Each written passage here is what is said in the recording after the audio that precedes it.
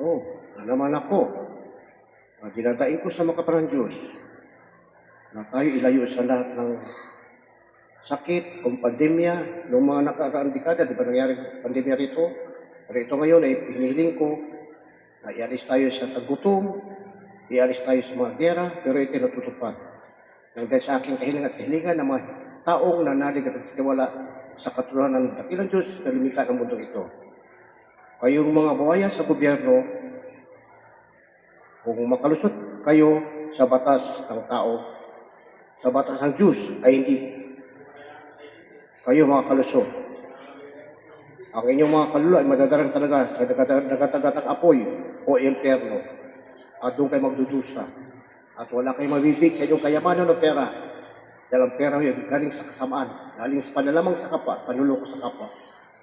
Kaya sabi niya, ang parusa ng bawat isa ay darating na sa taong dito kasalukuyan.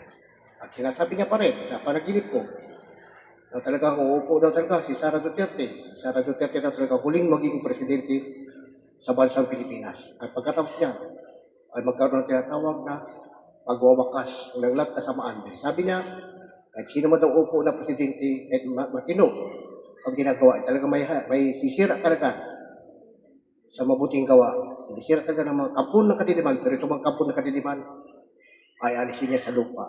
At wawakas niya na nga. At ang mga kaluwa, idadarang talaga sa nakatagatang po, di impyerno. Magandang araw sa inyo lahat. Naway itong aking salitang ito ay pakinggan niyo dito. Sinusumpa ko sa inyo. Ito'y galing sa Diyos talaga. Imbis madalas ako managin, ipinapakita niya ang mangyari sa mundo ito. Ang kanyang nilikha. Magandang araw sa inyo lahat. Mabuhay ang bansang Pilipinas.